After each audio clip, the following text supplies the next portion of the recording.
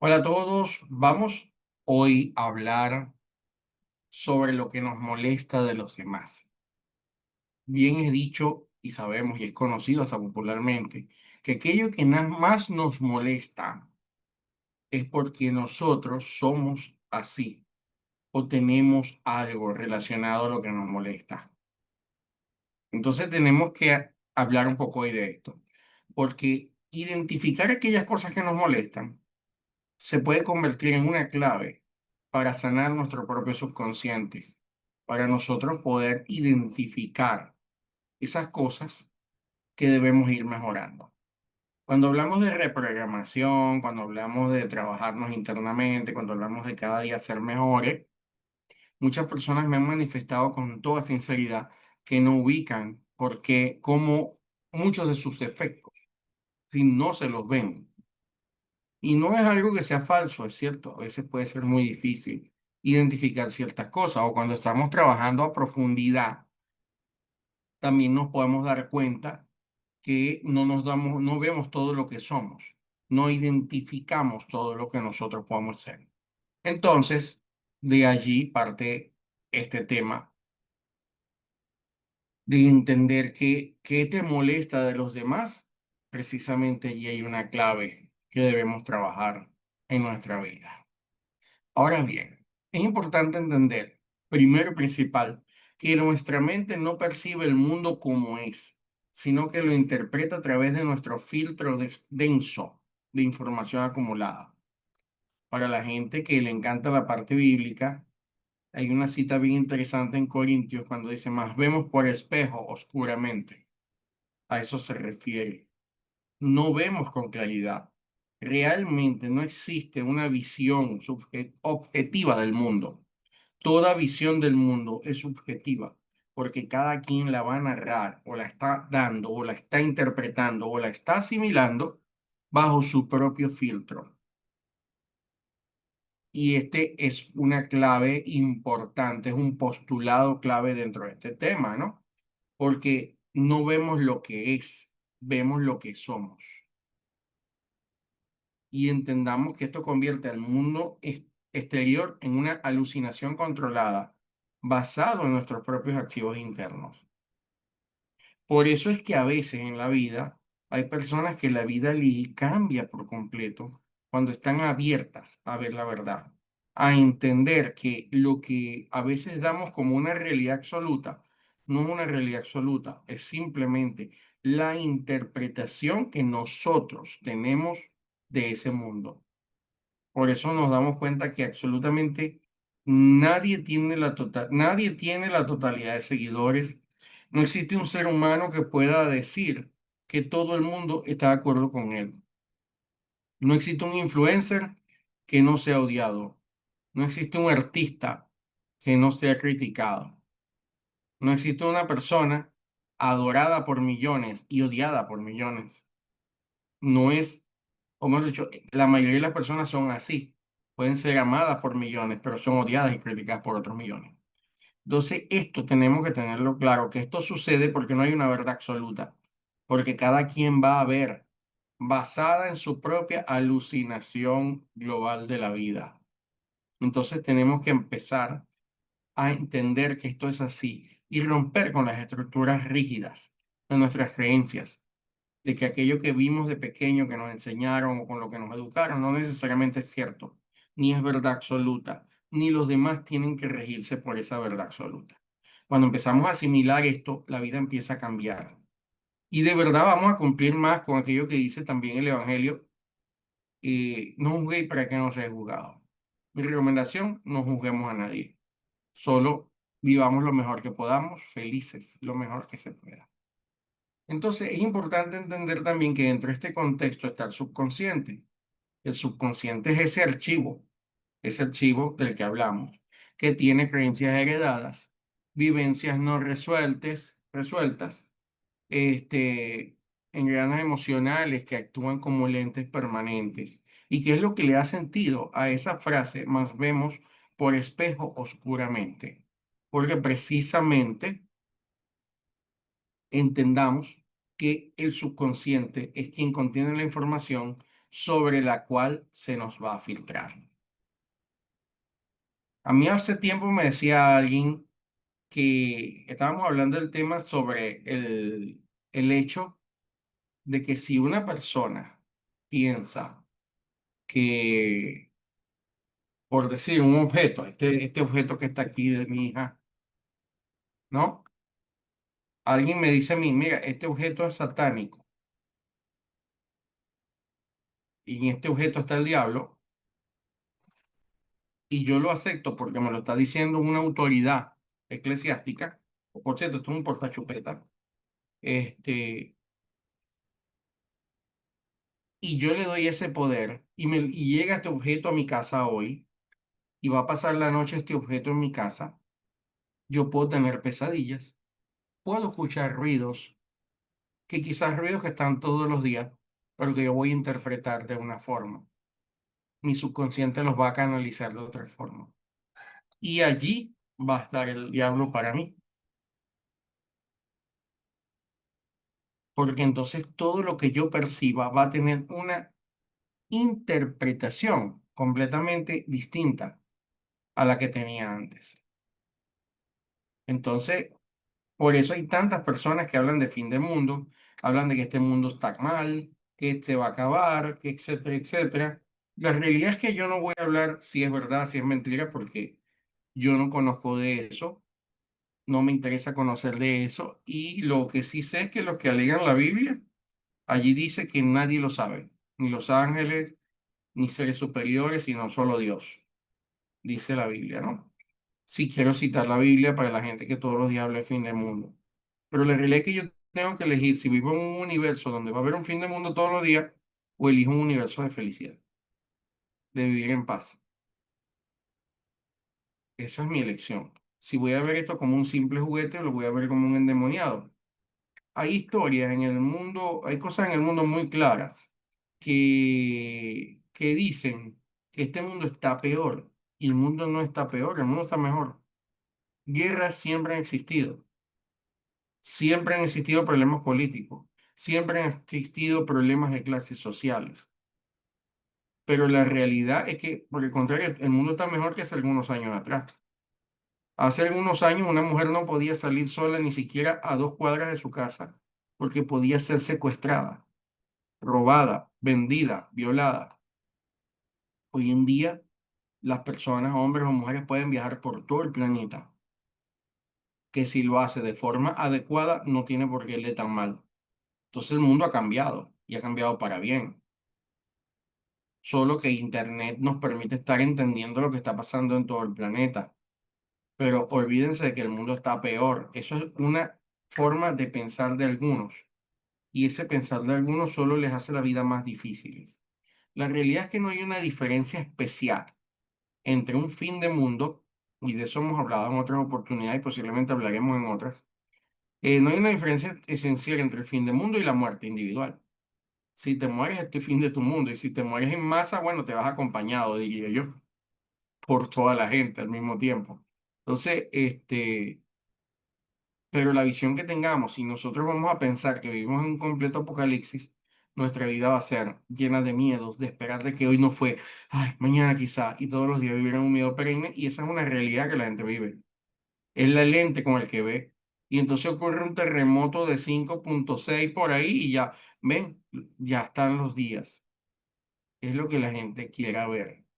Entonces hay que tener cuidado con la percepción, porque hay algo que en psicología se llama proyección psicológica, que es un mecanismo de defensa del subconsciente, por medio del cual le atribuimos a otros nuestros propios sentimientos, pensamientos, impulsos que consideramos inaceptables o desconocidos de nosotros. Entendamos esto, que cuando se habla de la proyección psicológica, tiene mucho que ver con el hecho de que si yo hago algo que está mal, para mi vida, para mi familia, y yo lo hago delante, por ejemplo, de Rosalba, yo me voy a disculpar con ella, porque yo estoy pensando hasta que hice algo inadecuado y le falta el respeto. Pero ella no lo vea mal, porque en su casa no se pensaba igual. Entonces, todo lo que yo pueda pensar, o viene, o casualmente ese día, ella viene con un problema y le veo la cara y digo, está brava por lo que le hice. pero si yo no le hice nada.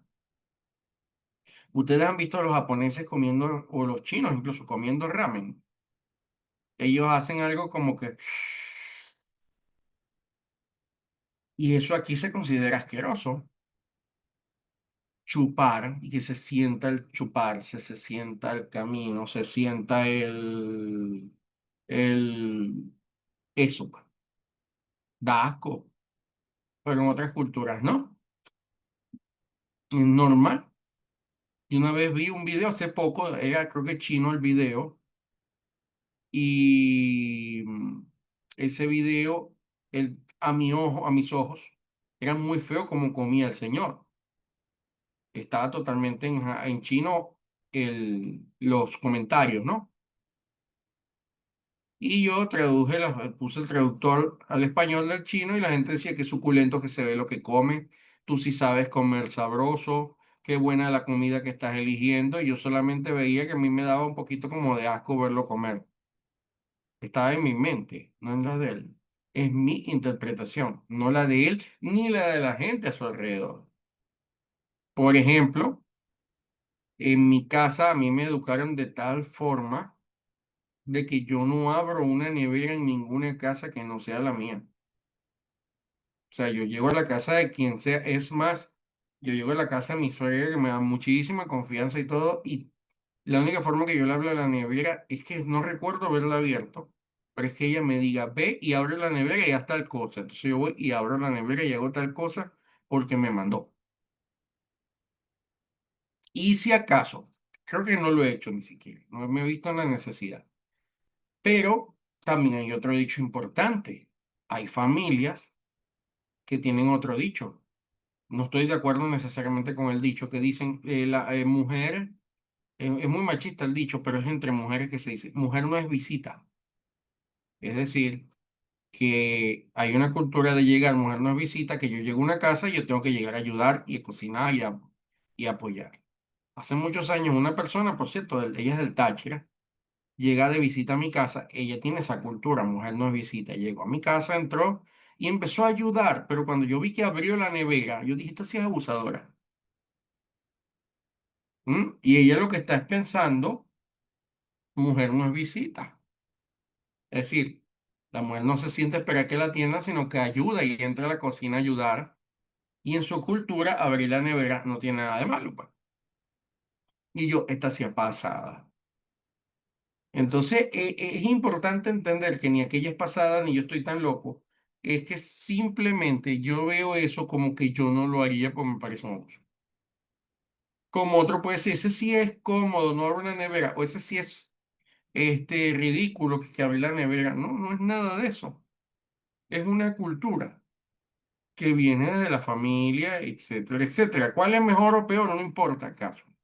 Solo que tenemos que entender que atribuimos eso a otros, atribuimos lo que está dentro de nosotros, del por qué lo hace, y este es el mismo principio del enmarque y del reencuadre en la inteligencia emocional, porque entonces queremos saber por qué los demás hacen las cosas. Y sepan algo, no tenemos forma de saber lo que los demás hacen a menos de que seamos pitonizos, adivinos o algo así de lo que tanto hablan algunos New Age. Entonces, bien, dentro de este principio de predicción psicológica, Jung hablaba de la sombra. Es decir, la sombra de nosotros son aspectos que reprimimos, que ignoramos o negamos de nuestra propia psiquis.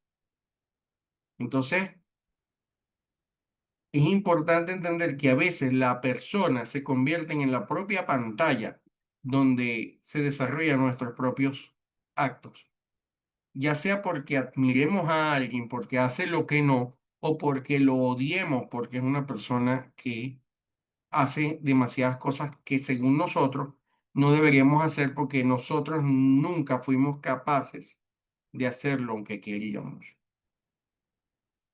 Por lo tanto, si una mujer adulta que nunca se atrevió a divorciarse del hombre que le montó los cachos con todo el mundo y él se lo caló y ella se lo caló, entonces cuando otra muchacha más joven viene y dice yo no me lo calo y me divorcio, Entonces, ¿cómo va a interpretar eso?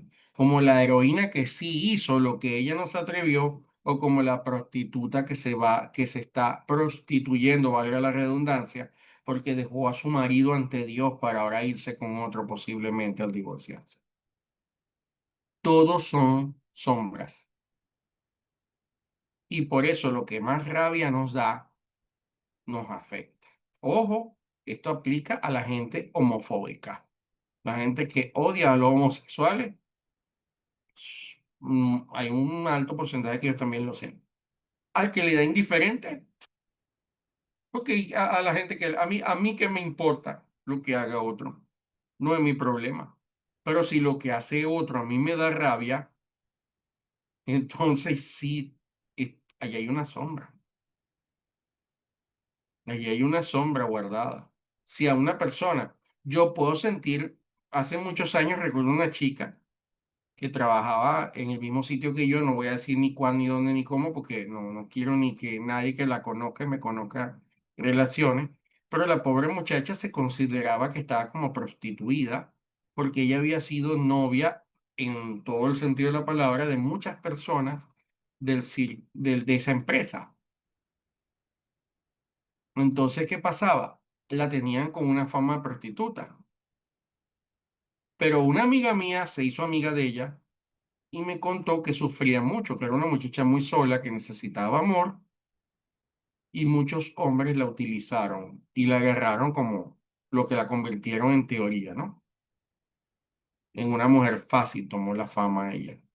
Y yo cuando la vi me acuerdo que yo lo que sentía era compasión. Ojalá algún día ella consiga a alguien que la acompañe y la quiera de verdad. Cosa que pasó, por cierto.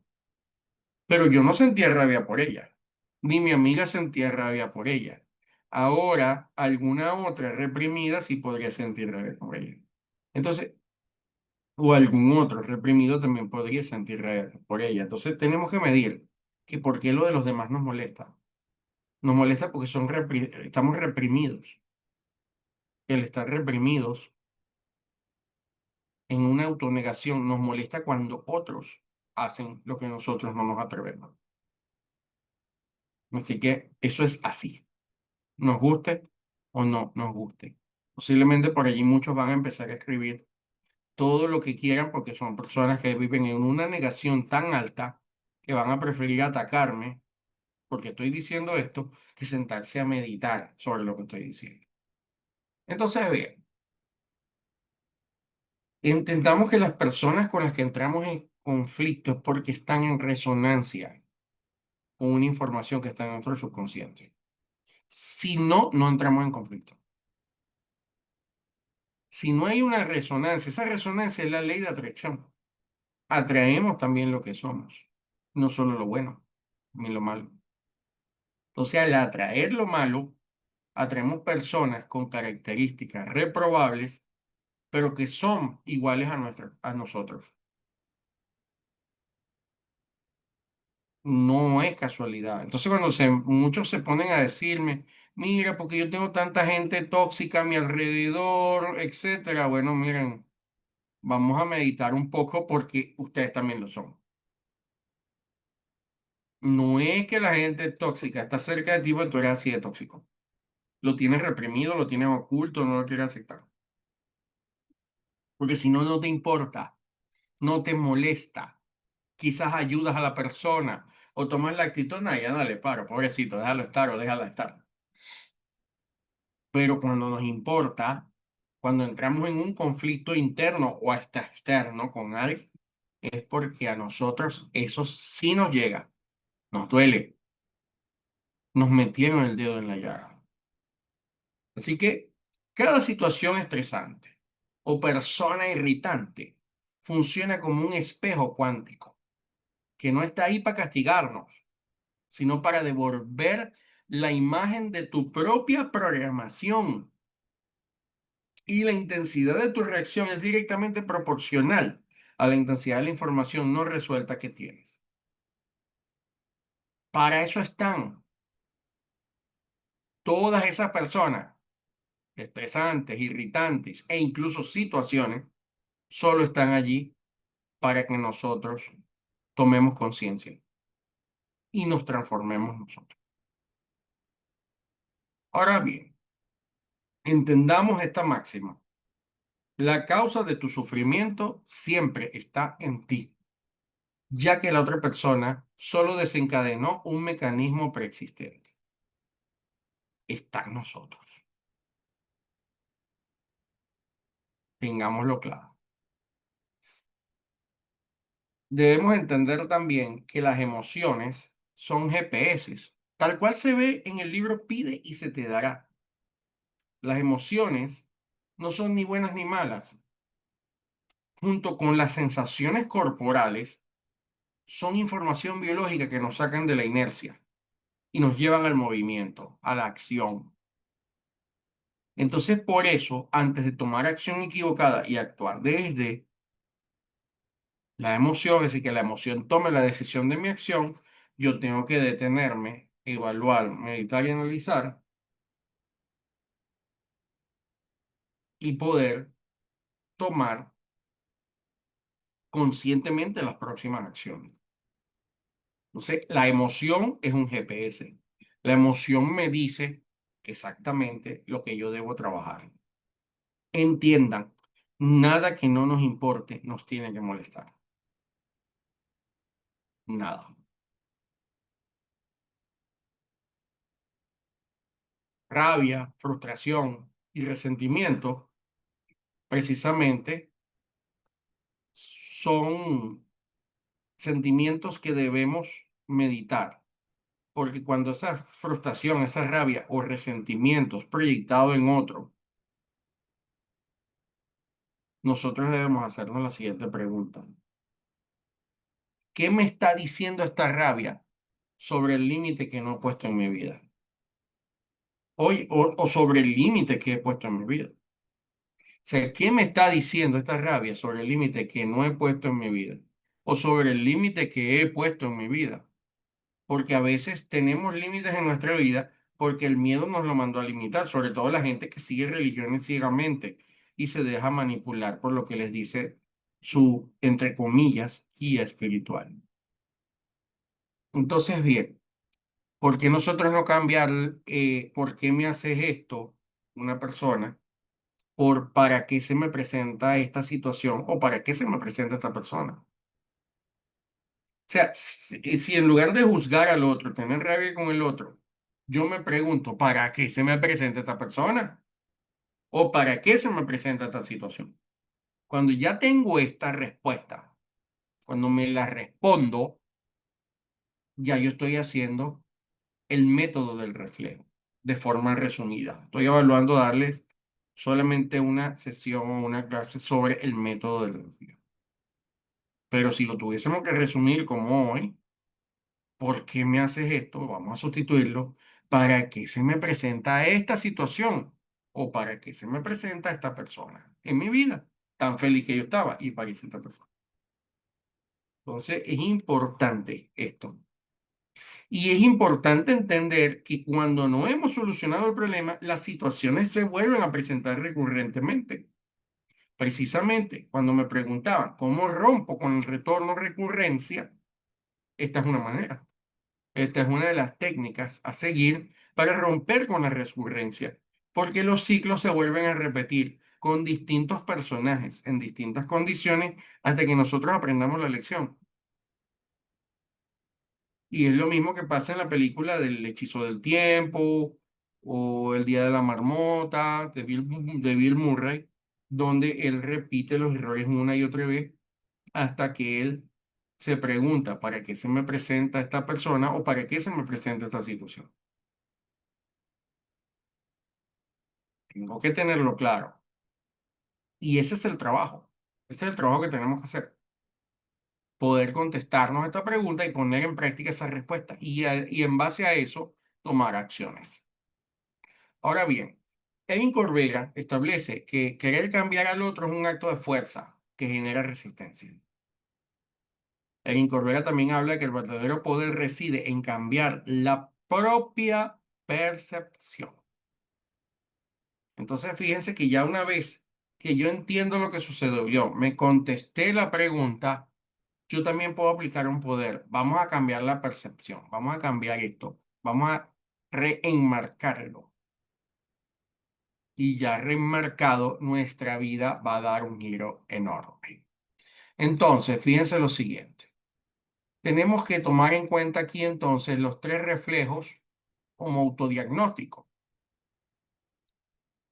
Tenemos el reflejo directo. Esto nada más es conceptual. Podemos después poner alguna clase explicándola, que es la homología, la cualidad que critico en los demás es una homología o similitud con algo que niego a ver de mi comportamiento u estado interior. Es lo que les estaba explicando. Está el reflejo opuesto, que es la polaridad. La cualidad que critico es la polaridad de una virtud que necesito integrar. Al juzgar la debilidad del otro, mi subconsciente me muestra mi propio miedo a integrar mi poder completo. Ese es el reflejo opuesto. Y tenemos el reflejo de la necesidad, que es el de la consecuencia. Mi emoción y mi juicio son la consecuencia lógica de una creencia o una decisión no tomada. El reflejo me exige un acto de responsabilidad sobre mis propios límites o elecciones de vida. Son las tres reflejos de autodiagnóstico, las tres formas que pueden sucederme para yo caer en esta situación o por la que caemos en esa situación, porque es algo en lo que caemos. Solo que según los estudios se clasificó de esta manera, ¿no? Para esto tenemos una respuesta, que es la responsabilidad y consecuencias. Entonces, en este sentido, tenemos la definición de coherencia, que es la alineación entre lo que pienso, lo que siento y lo que hago. La incoherencia es la fuente de nuestro mayor estrés y de la proyección. Es decir, pensamos de una forma, sentimos de una forma y hacemos otra forma. Nosotros tenemos que hacer, pensar y sentir coherentemente. Y debemos analizar cuándo somos incoherentes y por qué somos incoherentes.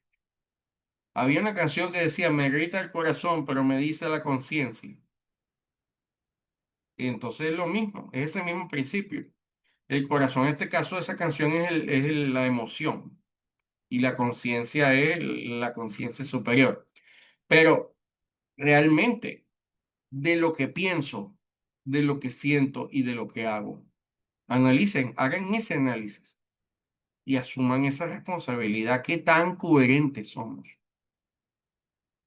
Esto es tan serio que McDonald's casi quiebra hace algunos años por este motivo, porque ellos hicieron una encuesta y la mayoría de la gente dijo que quería comer ensaladitas en McDonald's.